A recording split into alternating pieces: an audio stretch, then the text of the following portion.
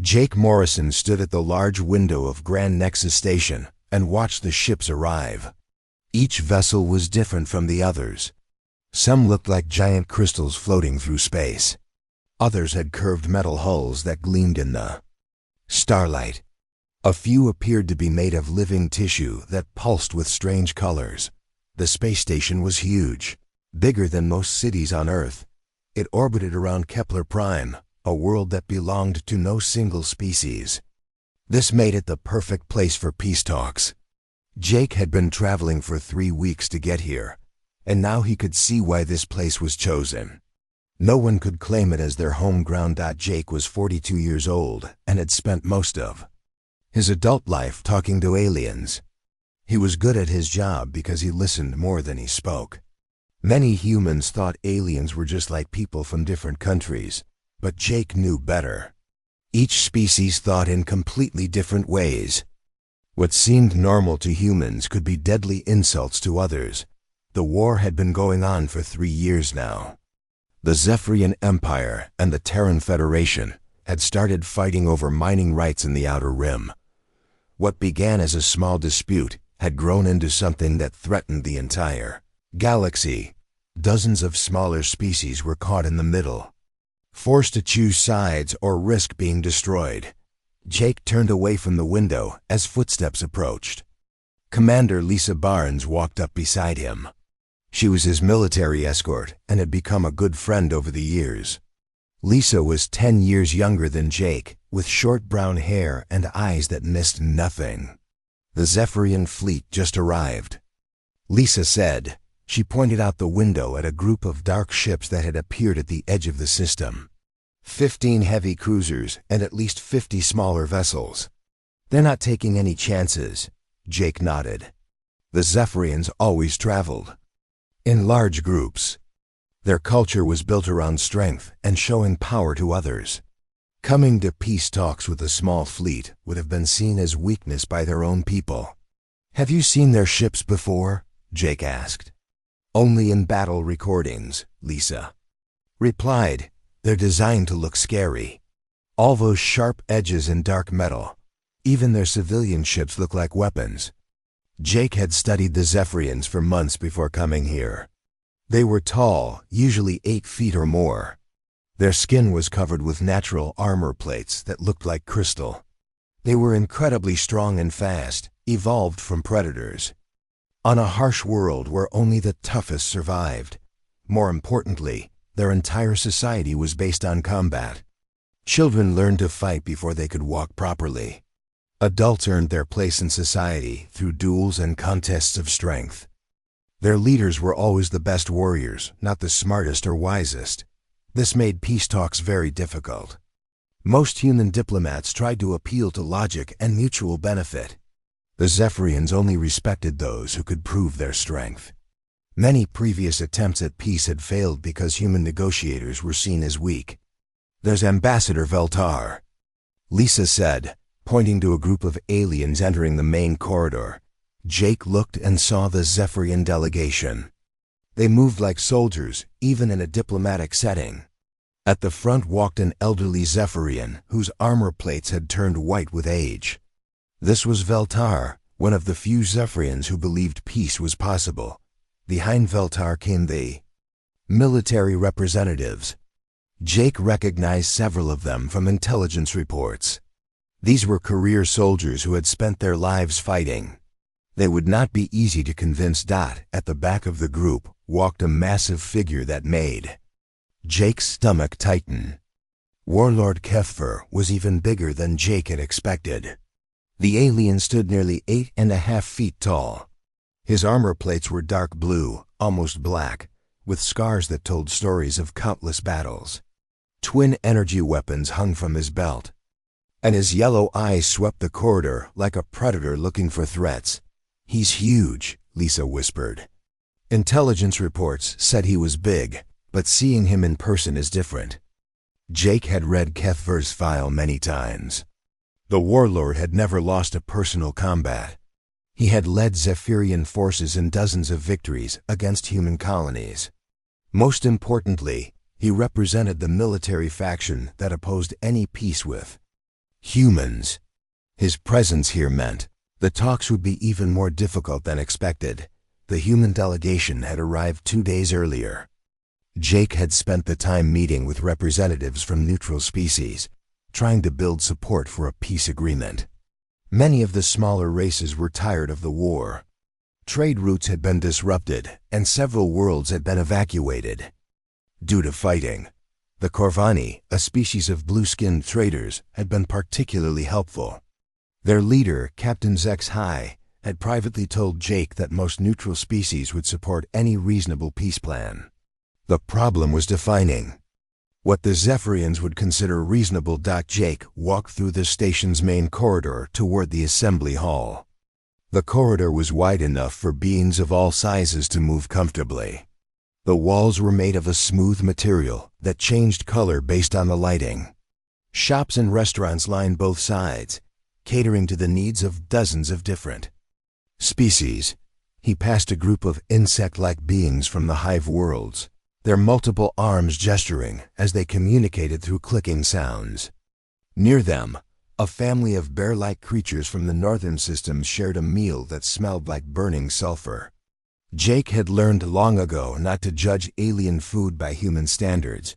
The assembly hall was enormous, with seating arranged in a circle so no species could claim a position of superiority. The ceiling was transparent, showing the stars beyond. Jake thought this was a good touch, reminding everyone that they shared the same galaxy. Representatives were still arriving and taking their seats. Jake spotted the human section and made his way over. His team was small compared to most delegations. Besides Lisa, he had brought Dr. Alan Wright, a specialist in alien psychology, and Susan Taylor, his senior aide who spoke 12 different alien languages. "How are you feeling about this?" Dr. Wright asked as Jake sat down. "Nervous," Jake admitted. "The Zephyrians didn't bring Kethver here to sit quietly. He's going to cause problems." Susan Taylor looked up from her notes. "I've been listening to conversations around the station. The neutral species are hopeful, but they're also scared. If these talks fail, the war could spread to their systems." Jake nodded. That was exactly what he was afraid of. The Zephyrian Empire and Terran Federation were both running out of resources. If they couldn't make peace, both sides might start taking what they needed from neutral worlds.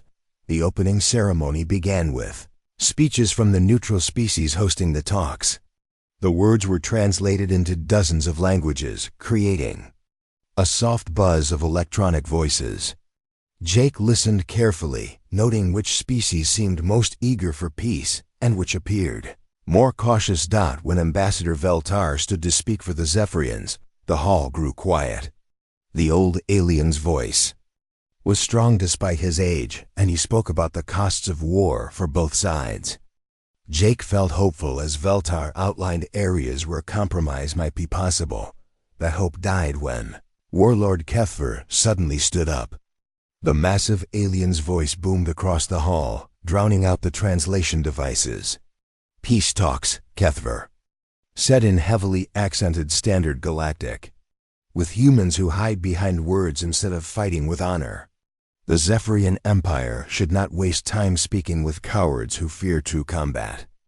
The hall erupted in shocked murmurs. Several alien species turned to stare at the human delegation.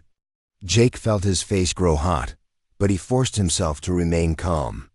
This was exactly what he had expected from Kethver. Ambassador Veltar quickly stood and spoke sharply to Kethver in their own language. The Warlord replied with what sounded like angry growls. Other Zephyrians in their delegation looked uncomfortable, caught between their respect for military tradition and their desire for peace. Jake realized that this moment would set the tone for everything that followed. How he responded to Kethver's challenge would determine whether the peace talks had any chance of success. The entire galaxy was watching, and first impressions would be crucial. He stood slowly, feeling the weight of every alien gaze in the hall. The next few minutes would shape the future of human-alien relations. And Jake knew he had to choose his words very carefully. Jake Morrison looked across the assembly hall at Warlord Kethver. The massive Zephyrian stood with his arms crossed, waiting for an answer to his insult. Every alien in the hall watched Jake carefully. He could feel their eyes on him like physical. Wait. Jake took a deep breath and spoke in a calm voice. Warlord Kethver, the human people came here to discuss peace, not to trade insults. We believe that talking through problems is stronger than fighting about them. Kethver made a sound that might have been laughter. Words are for the weak. The strong take what they want through combat. Humans speak of strength, but you have never proven it. Ambassador Veltar stood quickly and spoke to Kethver in their own language. The words sounded sharp and angry. Other Zephyrians in their group looked uncomfortable. Jake realized that even among their own people, Kethver was causing problems. The first day of talks ended with tension in the air. Jake and his team returned to their quarters on the station. Lisa Barnes paced back and forth like a caged animal. He insulted you in front of the entire galaxy, Lisa said. We can't let that stand. Dr. Wright shook his head. If we respond with anger, we prove his point about humans being too emotional for diplomacy. We need to stay calm and professional. Susan Taylor looked up from her computer. I've been reading reports from news networks across the galaxy. Most species think Kethver was out of line, but some of the warrior cultures are supporting him. They're saying humans talk too much and fight too little. Jake sat down heavily in his chair. What matters is whether we can still make progress on peace. If the other Zephyrians will work with us, we can ignore Kethver. But Jake was wrong. Over the next day, it became clear that Kethver's influence was growing. Several neutral species started asking questions about human military strength. The insect-like beings from the hive worlds stopped attending meetings with the human delegation. Even some of Jake's allies seemed less sure about supporting human proposals. On the second day, Jake presented his main peace plan to the full assembly. He had worked on it for months, trying to find something both sides could accept. The plan divided the disputed territory between humans and Zephyrians.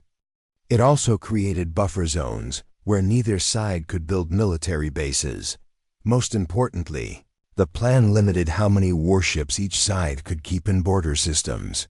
This would prevent the kind of military buildup that had started the current war. Jake finished his presentation and looked around the hall. Many of the neutral species nodded approval. The plan was fair and gave both sides most of what they needed. Ambassador Veltar seemed pleased and whispered to other Zephyrians in his group. Then Warlord Kethver stood up again. This human speaks of limits, Kethver said, his voice carrying clearly across the hall. He wants to tell the Zephyrian Empire how many ships we can build and where we can put them. This is not peace. This is surrender. The hall erupted in noise as different species reacted to Kethver's words. Some aliens shouted agreement while others argued back. Jake noticed that several species who had seemed supportive before now looked uncertain. Kethver raised his hand for silence. When the hall grew quiet, he continued speaking. The human proposes to divide territory like cutting meat. But space belongs to those strong enough to hold it. Humans have proven nothing except their skill with words. Ambassador Veltar tried to interrupt, but Kethver's voice drowned him out. I have fought humans in 12 battles, the warlord continued. They run when faced with real combat. They hide behind their ships and weapons instead of fighting with honor. How can such cowards deserve equal treatment with true warriors? Jake felt his face grow hot with anger, but he forced himself to stay calm. Getting emotional would only prove Kethver's point. Instead, he stood and waited for silence. Warlord Kethver seems to believe that wisdom is weakness, Jake said. But choosing the right moment to fight takes more courage than charging into every battle. Humans prefer to solve problems without killing, but that doesn't mean we can't fight when necessary. Kefver's yellow eyes gleamed with something that looked like hunger. Bold words from someone who has never held a weapon in combat. You speak of fighting, but have you ever faced an enemy who could strike back? The question hung in the air like a challenge. Jake realized that his careful diplomatic answers were not working. Kefver was making him look weak in front of species that valued strength above everything else.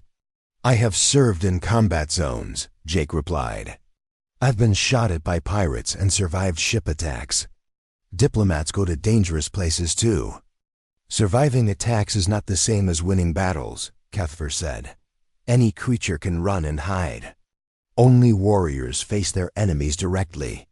Several alien species were now talking among themselves. Jake could see that his support was slipping away. Some representatives who had seemed friendly before now avoided looking at him. The third day of talks was a disaster. Species that had agreed to support the peace plan began changing their minds.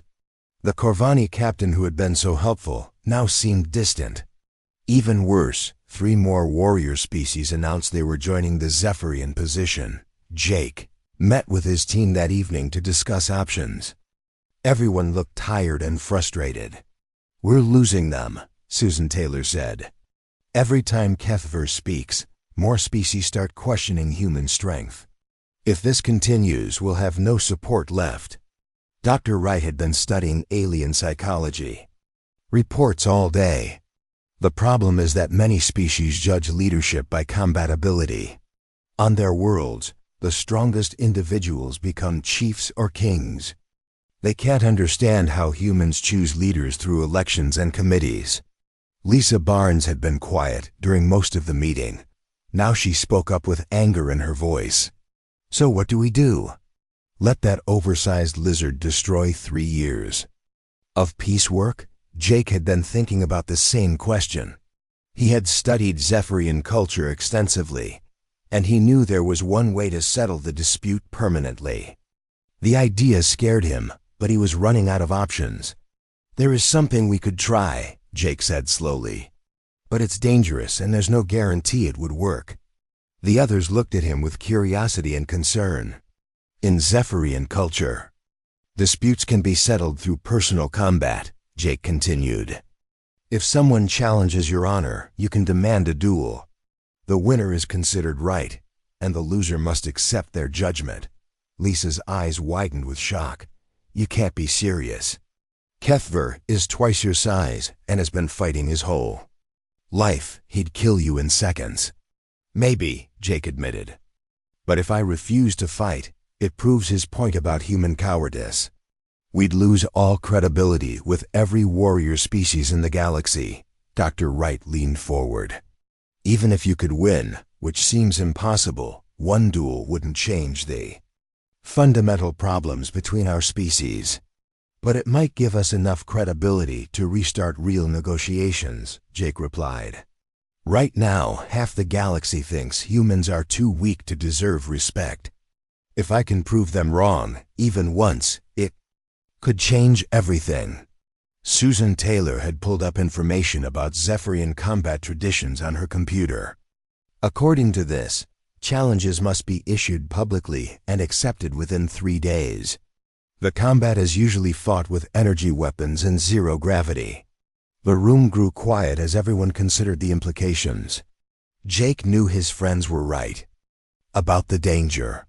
Kefver had never lost a duel and had killed dozens of enemies in personal combat. Jake was a diplomat, not a warrior, but he also knew that sometimes diplomats had to take risks that seemed impossible. If he backed down now, the peace talks would fail and the war would continue. Millions more people would die while the galaxy burned around them. The next morning, Jake walked into the assembly hall with his decision made. Kefver was already speaking, again questioning human courage and strength. Other Zephyrians in there. Delegation looked embarrassed by his behavior, but none dared to stop him. Jake waited for a pause in Kefver's speech, then stood up. The hall grew quiet as representatives realized something important was about to happen. Warlord Kefver, Jake said, his voice carrying clearly across the hall. "You have questioned human strength and courage repeatedly. You claim we are too weak to deserve respect among the stars." Cuthbert turned to face Jake directly. His yellow eyes showed interest for the first time since the talks began. "I challenge you to prove your words with action," Jake continued. "By the ancient laws of your own people, I call for single combat to settle this dispute once and for all." The hall exploded in shocked voices as aliens from dozens of species reacted to Jake's words. Many had never heard of a human challenging a Zephyrian to personal combat. Some thought Jake had lost his mind, while others wondered if humans might be braver than they appeared. Cuthbert stood silent for a long moment, his massive form towering over the assembly. Then a smile spread across his alien features, showing teeth like broken glass. "I accept your challenge, human," Cuthbert said. "In 3 days we will fight with energy blades in the zero-gravity arena. The winner will be proven right, and the loser will be proven wrong. Prepare yourself for death." As the hall erupted in chaos around them, Jake realized there was no turning back now. In 3 days he would face the most dangerous warrior in the Zephyrian Empire in single combat. News of the challenge spread through the galaxy like wildfire. Within hours, every major news network was reporting the story. A human diplomat had challenged a Zephyrian warlord to single combat. Most experts thought Jake Morrison had signed his own death sentence. Jake sat in his quarters and watched the news reports on his computer. The commentary was not encouraging. Military analysts explained how Zephyrians were natural fighters with armor-plated skin and incredible strength. Medical experts discussed the physical differences between humans and Zephyrians, concluding that Jake had almost no chance of survival. "Listen to this," Susan Taylor said from across the room. She was reading news feeds from different worlds. "The Galactic Sports Network is taking bets on how long you'll last. The current average is 43 seconds. Lisa Barnes threw down the tablet she had been reading. "This is insane, Jake. You still have time to back out. No one would blame you for refusing to fight a professional killer." Dr. Wright looked up from his research. "Actually, that's not entirely true. I've been studying the cultural implications. If Jake withdraws now, it would confirm every negative stereotype about human weakness. We'd lose credibility with warrior species for decades." Jake rubbed his tired eyes. He had not slept well since making the challenge. Every time he closed his eyes, he saw images of Cuthbert's massive form and deadly weapons. But he also thought about the millions of people who would die if the war continued. "I'm not backing out," Jake said firmly. "We knew this was a risk when we came here. Sometimes diplomacy requires more than just talking." Over the next day, Jake began preparing for the fight. The station's medical bay examined him thoroughly to make sure he was healthy enough for combat. The doctors found nothing wrong, but they also made it clear they thought he was making a terrible mistake. Jake also studied the arena where the fight would take place. It was a large sphere with transparent walls, designed for zero-gravity combat. Energy barriers would contain the fighters and prevent weapons from leaving the combat zone. Artificial gravity could be adjusted from normal Earth gravity down to complete weightlessness. The rules were simple. Each fighter would carry one energy blade. The combat would continue until one fighter yielded or was unable to continue. Medical teams would be standing by, but they could not enter the arena until the fight was over. Jake spent hours watching recordings of Cuthbert's previous duels. The Warlord's fighting style was brutal and direct. He used his size and strength to overpower opponents quickly. Most of his fights ended within the first few minutes as enemies were crushed by his aggressive attacks. "He always does the same thing," Jake said to Lisa as they watched another recording. "He charges forward immediately and tries to end the fight fast. He doesn't like long battles." Lisa nodded. "That makes sense. He's big and strong, but all that muscle requires a lot of energy." If you could somehow make the fight last longer, he might get tired. Jake thought about this idea. Humans were not as strong as Zephyrians, but they had been shaped by millions of years of evolution on Earth. Early humans had survived by being persistence hunters. They could chase prey for hours or even days until the animals collapsed from exhaustion. What do you know about human endurance compared to other species? Jake asked Dr. Wright. The doctor pulled up files on his computer. Humans are actually unusual in that regard. Most alien species are either very fast for short periods or very slow but steady. Humans are one of the few species that can maintain moderate speed for extremely long periods. This was interesting. Jake had never thought of human endurance as a special advantage. On Earth, it seemed normal that people could run for hours or work all day without stopping. But compared to aliens who were built for quick bursts of activity, human stamina might be unusual. Jake also realized something else about the combat rules. The fight would take place in zero gravity, which was not natural for either species. But humans had more experience with zero gravity than most aliens. Human space travel had required learning to move and work without gravity for over a century. How much zero-gravity training have Zephyrians had? Jake asked Susan. She checked her files. Not much. Their ships use artificial gravity almost everywhere. Most Zephyrian warriors have only basic zero-gravity combat training. Jake felt a small spark of hope.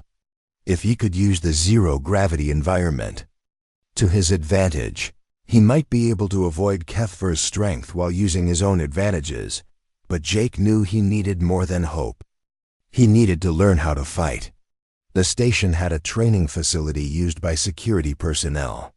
Jake asked the head trainer, a retired soldier named Captain Ross, to help him prepare. Captain Ross was a big man with gray hair and scars from old battles.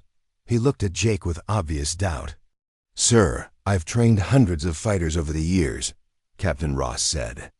"I've never seen anyone with your chances who wasn't already dead. Are you sure about this?" "I'm sure I have to try," Jake replied. "Can you teach me anything useful in 2 days?" Captain Ross thought for a moment. "Maybe. You're not going to become a great warrior in 2 days, but I can teach you some basics. The most important thing is to stay alive long enough for your advantages to matter." The training was the hardest physical work Jake had ever done. Captain Ross started with basic movements in zero gravity. Jake learned how to push off walls and surfaces to change direction quickly.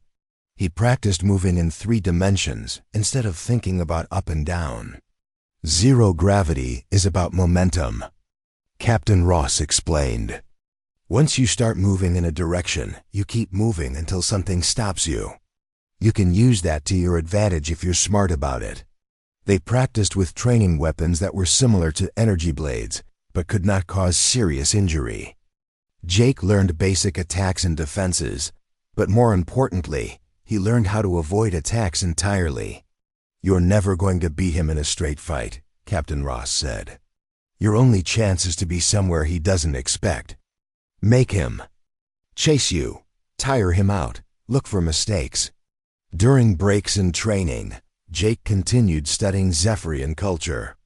He discovered something that most humans did not know. While Zephyrians respected strength, they had an even deeper respect for cleverness and adaptability. Their greatest heroes were not just strong warriors, but clever fighters who found unexpected ways to win battles. The most famous Zephyrian legend was about a warrior who defeated a much stronger enemy by using the opponent's own strength against him. "This could be important," Dr. Wright said when Jake shared this discovery. "If you can win through intelligence rather than brute force, some Zephyrians might actually respect that more than a simple victory through strength." Jake also learned about human abilities that other species often overlooked. Human flexibility was unusual among aliens. Most species had rigid body structures that limited their movement. Humans could bend and twist in ways that confused enemies who expected more predictable motion. Human creativity was also rare. Most alien species fought using traditional patterns learned through training. Humans were more likely to try new approaches or combine techniques in unexpected ways. This unpredictability could be an advantage against an opponent who expected conventional tactics. On the final day before the duel, Jake received an unexpected visitor. Ambassador Veltar came to his quarters alone, without guards or other Zephyrians. "Human Jake Morrison," the old alien said in careful Standard Galactic. "I wish to speak with you privately." Jake invited Veltar to sit down. The elderly Zephyrian looked tired and worried. "I want you to know that many of my people do not support Kethver's actions," Veltar said. "He represents the old ways of thinking. Many younger Zephyrians believe we should judge others by their actions, not their species." "I appreciate that," Jake replied. "But tomorrow I still have to fight him." Veltar nodded sadly. "Yes, but I want you to understand something about our laws. If you fight with honor, even if you lose, you will have earned respect. Kethver expects you to be afraid and to fight like a cornered animal. If you can show courage and intelligence, you will prove that humans deserve to be taken seriously." After Veltar left, Jake sat alone in his quarters and thought about what lay ahead. In less than 12 hours, he would face the most dangerous warrior in the Zephyrian Empire. The odds were terrible, and he was scared, but Jake also felt something he had not expected. He felt ready. Not ready to win necessarily, but ready to try his best and show the galaxy what humans could do when they refused to give up. The next morning, Jake put on his combat gear and walked toward the arena. Crowds of aliens lined the corridors to watch him pass. Some looked at him with pity, others with curiosity. A few seemed to show respect for his courage. As Jake entered the preparation area next to the arena, he could hear the crowd gathering in the viewing areas. Representatives from dozens of species had come to watch. Billions more would be watching through live broadcasts across the galaxy. Lisa, Dr. Wright, and Susan were waiting for him in the preparation room. They all looked worried, but determined to support him. "Remember what we practiced," Lisa said. "Stay mobile, use the zero gravity, and don't try to match his strength. The whole galaxy is watching," Susan added. "Whatever happens, you're showing them that humans don't back down from challenges." Jake Morrison walked through the tunnel toward the arena. His heart pounded so hard he could hear it in his ears. The energy blade felt heavy in his hand, even though it weighed almost nothing. Behind him, he could hear the voices of thousands of aliens filling the viewing areas. The tunnel opened into a large chamber with transparent walls that curved up and around like the inside of a giant bubble. This was the combat arena. Jake had studied it for days, but seeing it in person was different. It looked bigger and more frightening than in the recordings. Jake stepped onto the platform at one end of the arena. Across from him, another tunnel opened, and Warlord Kethver emerged.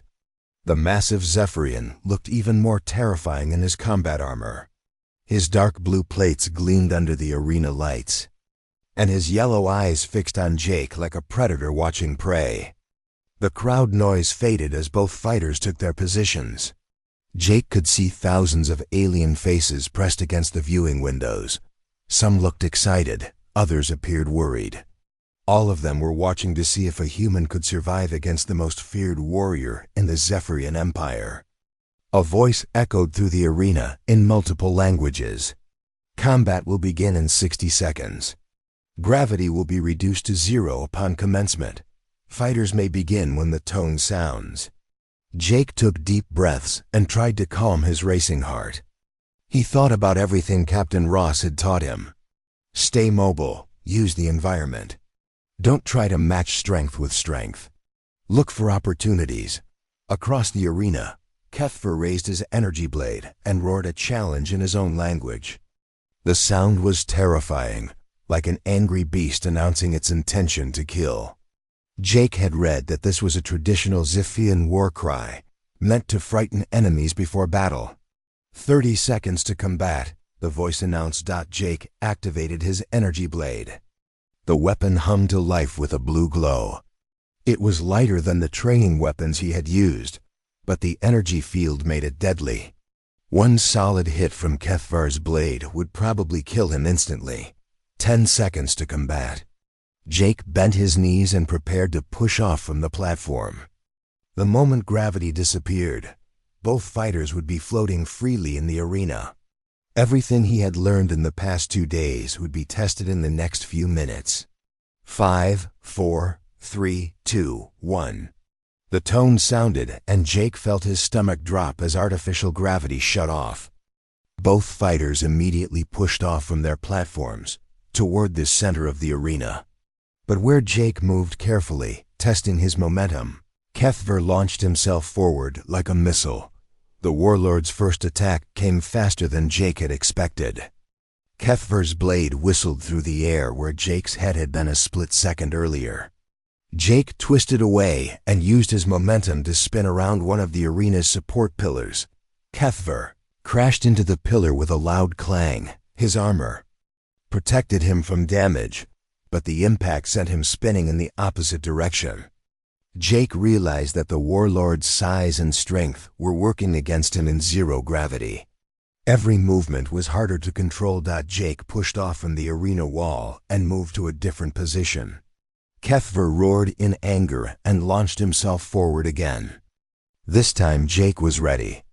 As the massive alien approached, Jake ducked low and pushed upward, using HFY's own momentum to send him flying toward the ceiling. "The human is using zero gravity well," came a voice from the crowd. Jake could not see who was speaking, but the comment gave him hope. Someone had noticed his strategy. HFY hit the ceiling hard and bounced back down. He was moving more carefully now, realizing that his usual charging attacks were not working in this environment. Jake used the brief pause to catch his breath and plan his next move. The Warlord tried a different approach. Instead of charging directly, he moved along the arena walls, using his powerful arms to pull himself forward while keeping his blade ready. This was more dangerous for Jake because it gave HFY better control. For the next few minutes, the two fighters moved around the arena like deadly dancers. HFY would attack with powerful swings of his blade, and Jake would dodge or deflect while trying to stay out of reach. Several times, the Warlord's weapon came so close that Jake could feel the heat from the energy field. But Jake began to notice something important. HFY was breathing harder than he had been at the start. The constant movement and powerful attacks were taking their toll on the big alien. Jake, meanwhile, felt like he could continue for much longer. His human endurance was proving to be an advantage. "The human fights like water," came another voice from the crowd. "He flows around attacks instead of meeting them directly." Jake realized that some of the aliens were beginning to understand his strategy. He was not trying to overpower HFY. Instead, he was using the Warlord's own strength against him while wearing him down through constant movement. HFY seemed to realize this too. His attacks became more desperate and wild. He began making mistakes, overextending himself and leaving openings that Jake could exploit. But Jake was still not strong enough to seriously hurt the armored alien with quick strikes. The turning point came when HFY made a crucial error. Frustrated by his inability to land a solid hit, the Warlord threw himself forward with all his strength, intending to crush Jake against the arena wall. But Jake had been waiting for exactly this kind of desperate attack. As HFY rushed toward him, Jake pushed off from the wall at the last second.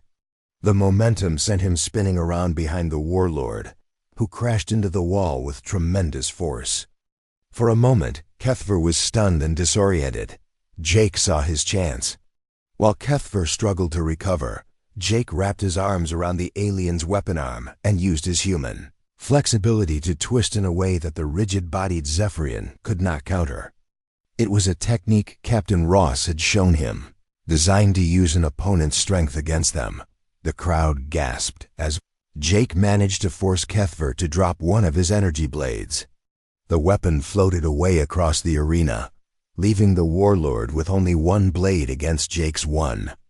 For the first time since the fight began, they were evenly matched in terms of weapons. Kethver roared in rage and spun around to face Jake directly, but the effort had cost him.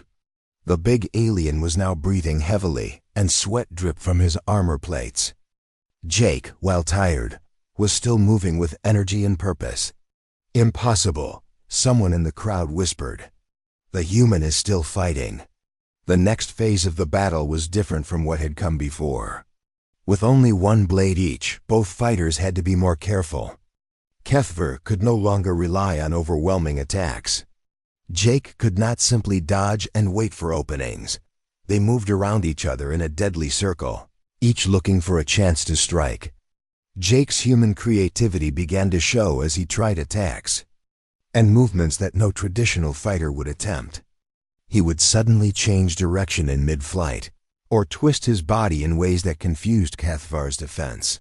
The Warlord, meanwhile, was clearly struggling with the extended combat. His movements were becoming slower and less precise. The constant, zero-gravity maneuvering was exhausting him in ways that normal ground combat never had. Jake realized that his human endurance was giving him a real advantage. He had trained for this by running and exercising for hours. Kethver had trained by fighting battles that usually ended quickly. Neither of them had expected a combat that would last this long. 20 minutes, the arena announcer said. Combat has lasted 20 minutes. Jake could hear surprised murmurs from the crowd. Most Zephyrian duels ended within the first few minutes. A 20-minute fight was almost unheard of, especially when one fighter was not even a professional warrior. Kethver made another desperate attack, but this time Jake was ready with a counter. As the Warlord's blade came down, Jake twisted away and struck back with his own weapon. The energy blade scraped across Kethver's armor, leaving a bright scar in the dark blue plates. It was the first time Jake had managed to actually hit his opponent. The crowd erupted in shocked voices as aliens realized that the human diplomat was not just surviving, but actually fighting back effectively. Kethver looked down at the scar on his armor with disbelief. In dozens of previous duels, no opponent had ever marked his armor. Now a human who had learned to fight in 2 days had managed to do what veteran warriors could not. The psychological effect was immediate. For the first time since the battle began, doubt appeared in Kethver's yellow eyes. He began to fight more defensively, no longer confident that he could simply overpower his opponent. Jake pressed his advantage. He had learned during the fight that his human flexibility allowed him to attack from angles that Kethver could not easily defend against. He began combining movements in ways that were completely unfamiliar to Zephyrian combat traditions. The end came suddenly. Kethver, exhausted and confused by Jake's unpredictable fighting style, made a final desperate lunge. But his tired muscles betrayed him, and the attack was slow and clumsy. Jake spun away from the attack and used his momentum to strike back. His energy blade found a gap in Kethver's armor where the plates met at the shoulder. The weapon bit deep, and Kethver cried out in pain and shock. The massive Warlord floated helplessly in the center of the arena, his weapon drifting away from his numb fingers. Jake pointed his blade at Kethver's throat and waited. The arena fell silent as Jake Morrison floated above the defeated Warlord Kethver. Medical teams rushed into the combat zone to help both fighters. Jake's body ached from the long battle, but his mind was clear. He had done something that no one thought possible. Kethver allowed the medical team to treat his shoulder wound without complaint. When they finished, the massive Zephyrian pushed himself upright and faced Jake directly. His yellow eyes showed something Jake had never seen before: respect. "Human Jake Morrison," Kethver said in his deep voice. "I have fought many enemies across the galaxy. None have defeated me through cleverness and determination like you have today. I was wrong about your people." The crowd of aliens watching from the viewing areas erupted in amazed voices. Many had expected to see a human die quickly. Instead, they had witnessed something that would be talked about for generations. Jake felt. Gravity returned to the arena as the systems reactivated. His legs were shaky, but he managed to stand without help. Kethver stood as well, and for a moment, the two fighters looked at each other with new understanding. "You fought with honor," Jake said. "Your strength nearly won the battle. I was lucky that the fight lasted long enough for my advantages to matter." Kethver made a sound that might have been laughter. "Luck had nothing to do with it. You turned my own strength against me and outlasted me through pure determination. This is a lesson I will remember."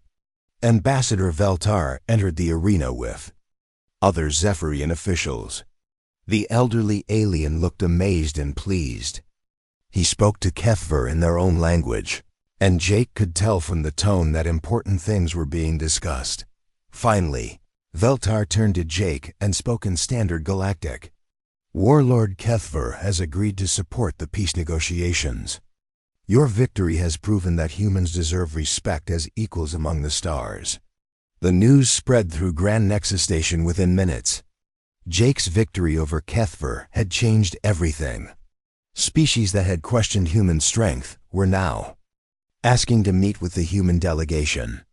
The same aliens who had avoided Jake before were now eager to hear his ideas.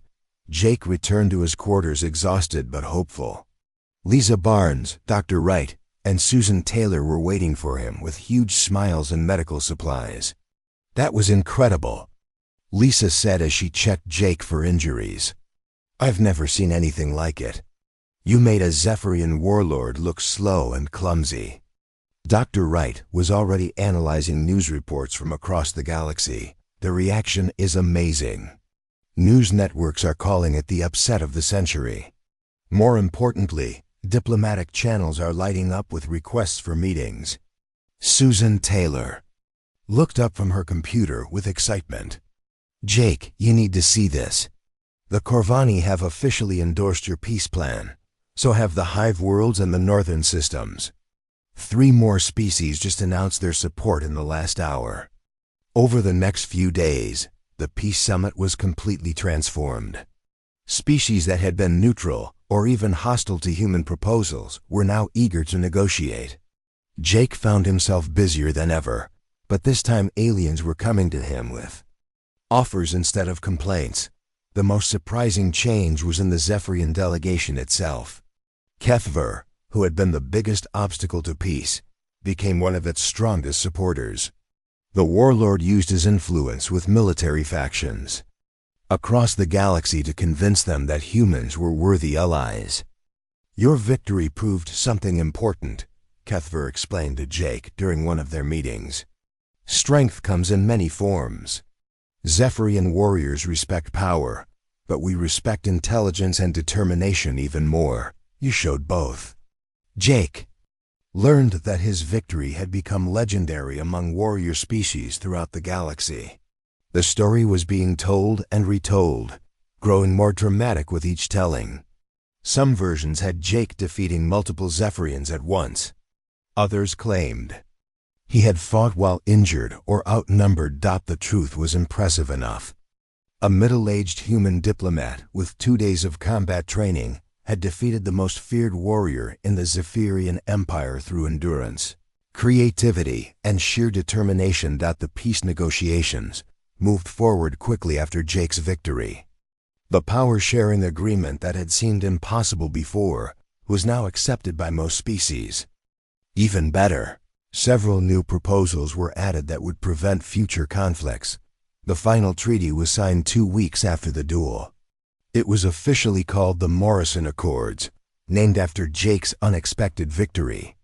The agreement established new rules for territorial disputes and created a council where all species would have equal voices. Most importantly, the treaty recognized that different species had different kinds of strength. Military power was important, but so were intelligence, diplomacy, and the ability to find creative solutions to difficult problems. Jake stood in the main assembly hall as representatives from 47 different species signed the historic agreement. HFY signed for the Zephyrian military, writing his name with flourishes that showed his pride in the document. "This is just the beginning," Ambassador Veltar said to Jake as they watched the signing ceremony. "Your victory has changed how the galaxy thinks about humans. Many species who ignored your people before are now asking about trade agreements and alliances." Jake felt proud but also humble. His victory had been important, but it was just one step toward lasting peace. The real work would come in the years ahead as different species learned to work together. The celebration after the treaty signing lasted for hours. Aliens from dozens of worlds shared food, music, and stories. Jake found himself at the center of attention, with representatives wanting to hear about human culture and history. "Tell us about persistence hunting," requested Captain Zexhai of "Tell us about persistence hunting." The Corvani. "We have heard that ancient humans could chase prey for days without stopping." Jake explained how early humans had developed incredible endurance to survive on Earth. They could not outrun fast animals or overpower strong ones, but they could outlast almost anything through sheer determination. "This explains much about your victory," said a representative from the Hive Worlds. "You used the same strategy against HFY that your ancestors used against dangerous prey." As the celebration continued, Jake realized that his duel had taught the galaxy something important about humans. They were not the strongest or fastest species, but they had qualities that were just as valuable. Human endurance, creativity, and refusal to give up made them formidable allies and dangerous enemies. The news reports that followed the peace treaty focused heavily on Jake's role in the negotiations. Many stories called him a hero who had saved the galaxy from continued war. Jake felt uncomfortable with such praise, knowing that many people had worked hard to make peace possible, but he also understood that his victory had symbolic importance beyond just one duel. For the first time, humans had proven themselves to warrior species that valued combat ability above everything else. This opened doors that had been closed before Jake returned to Earth 3 weeks after the treaty signing. He was welcomed as a hero, but he found the attention overwhelming. What mattered most to him was that the war was over and millions of lives had been saved. He was offered promotions and honors, but Jake chose to return to diplomatic work. He established a new training program for human diplomats who would be working with warrior species. The program taught not just negotiation skills, but also the importance of understanding alien cultures and psychology. "The galaxy is full of different kinds of people," Jake would tell his students. "Our job is not to make them think like humans, but to find ways we can work together despite our differences." Years later, Jake's victory over HFY was still remembered throughout the galaxy. Children on human worlds learned about the diplomat who proved that humans could fight when necessary. Young aliens learned that strength came in many forms, and that underestimating opponents was dangerous. Morrison Accords became the foundation for a new era of galactic cooperation. Trade flourished between species that had been enemies. Scientific discoveries were shared freely. Cultural exchanges brought different worlds closer together. HFY and Jake became unlikely friends, meeting regularly to discuss military and diplomatic matters. The former warlord often said that losing the duel was the best thing that had ever happened to him, because it taught him to respect intelligence as much as strength. "Your people have a saying," HFY told Jake during one of their meetings. "It is not the size of the fighter in the fight, but the size of the fight in the fighter." I understand this now. Jake smiled at the memory of his old Earth saying. It was true that humans were not the biggest or strongest species in the galaxy. But when they refused to give up and used their minds along with their hearts, they could accomplish amazing things. The duel that was supposed to prove human weakness had instead shown the galaxy that Earth's children possessed a different kind of strength. It was the strength of endurance, creativity, and the absolute refusal to surrender when fighting for Something important. And that strength had changed the galaxy forever.